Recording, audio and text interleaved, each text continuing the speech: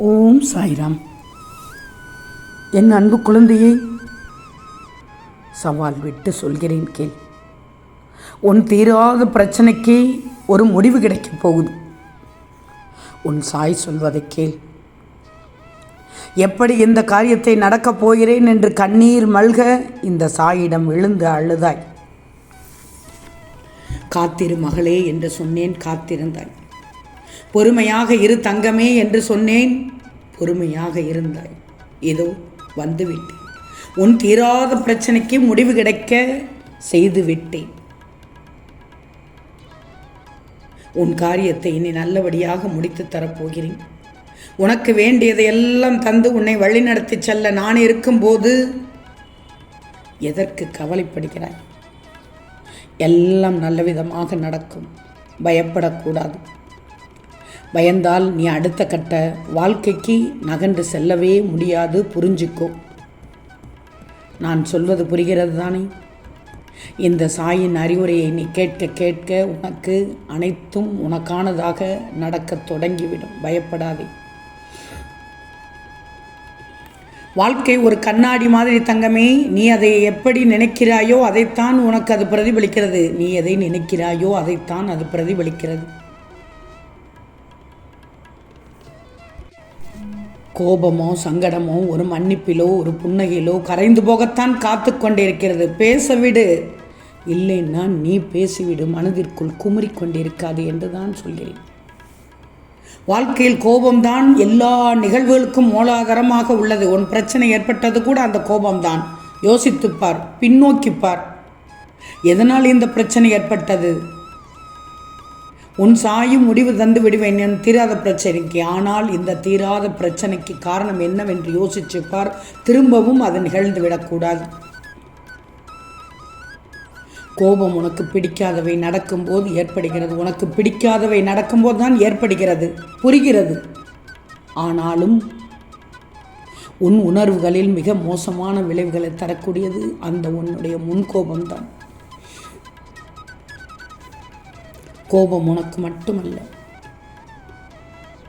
சட்டென்று கோபம் வருபவர்கள் ஒன்று அதீத பாசத்தில் இருப்பார்கள், இல்லை யார் மீதாவது அதீத நம்பிக்கை வைத்திருந்திருப்பார்கள். அதீதம் என்ற வார்த்தைக்கு அர்த்தம் புரிந்தது. இன்னும் சிலருக்கு தொட்டதுக்கெல்லாம் கோபம் பொத்துக்கொண்டு வரும். சாயி, இந்த கோபத்தை எப்படி கட்டுப்படுத்துவது என்று தானே கேட்கிறாய்? மனம் அலைபாய்ந்து கொண்டிருக்கிறது. எண்ணங்களை நிலைப்படுத்தினால் கனப்பொழுதில் ஏற்படும் கோபத்தை நீ அடக்கிவிடலாம். அலைபாயும் எண்ணத்தை நிலைப்படுத்து. கோபம் என்னும் அந்த கொடிய விலங்கு உன் உள்ளத்தில் இருந்து விலக்கி அனைத்து உயிர்களுக்கும் அன்பு செலுத்தி பழகினால் வெற்றி நிச்சயம் தங்கமே. நீ எல்லோரிடத்திலும் அன்போடு தான் இருப்பாய். ஆனால் இந்த கோபம்தான் ஒரு சிலவரை வெறுப்படைய செய்து விடுகிறது. நட்பை இழந்து விடுகிறாய். நான் சொல்வதை கேட்டுக்கோ தங்கமே. இதை தவிர நீ வேண்டாத இடத்தில் ஜெயித்து காட்டாதே. வேண்டாம். வேண்டாத இடத்தில் நின்று நீ ஜெயித்து காட்டுவதில் அர்த்தமே இல்லை. உன்னை விட்டு கொடுக்காத மனுஷங்கள்கிட்ட தோற்று நிற்பது சிறந்தது. அதனால்தான் வேண்டாத இடத்தில் நீ ஜெயித்து காட்ட வேண்டாம். அது தப்பான இடம், தப்பான எண்ணம். ஆக உன் வாழ்க்கையிலே பிடித்தவர்களை பக்கத்தில் வச்சு கொள்வது பெருமை இல்லை. பிடித்தவர்கள் மனதில் வாழ்வதுதான் பெருமை. எப்படி இருக்கணும்னு யோசி. நீ விரும்புவதால் கருவறையில் மீண்டும் இடம் கிடைக்காது. நீ வெறுப்பதாலும் கல்லறையும் உன்னை விட்டு விடாது. பிறப்பொன்றை இருந்தால் இறப்பொன்றை இருக்கத்தான் செய்யும். அதுவரை இருக்கும் வரை மகிழ்ச்சியாக இருந்துவிடு. அழகான மனதோடு இருக்கிறாய். மொட்டுக்கள் நிறைந்த மலர் தோட்டமாக இருக்கிறது உன்னுடைய மனசு. அது யாருக்கும் தெரிய வேண்டும் என்ற அவசியம் இல்லை. என் பிள்ளையின் மனது எனக்கு தெரியும். நீ சிரித்தால்தான் அந்த மலர் தோட்டத்தில் பூ பூக்கும். வாழ்க்கையை யோசித்துப்பார். வாழ்க்கை என்னவென்று யோசிச்சுப்பார். முதல் பக்கம் கருவறை, கடைசி பக்கம் கல்லறை. இடையில் கண்ணீர் வருகிறது, புன்னகை வருகிறது. நிறைய கற்றுக்கொண்டு வருகிறாய். நிறைய அனுபவித்து கொண்டு வருகிறாய். இது நீ மட்டுமல்ல, இந்த உலகில் பிறந்தவர்கள் எல்லோரும் தான்.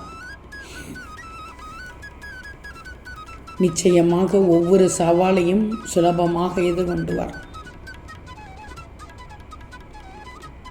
ஒன்று மட்டும் நல்லா தெரிஞ்சுக்கோ, தன்னிடம் உள்ள வைரக்கல்லை உதாசீனப்படுத்தி அடுத்தவனிடம் இருக்கும் உப்புக்கல்லுக்கே ஆசைப்படும் மனித மனம் அப்படிப்பட்டது, விசித்திரமானது.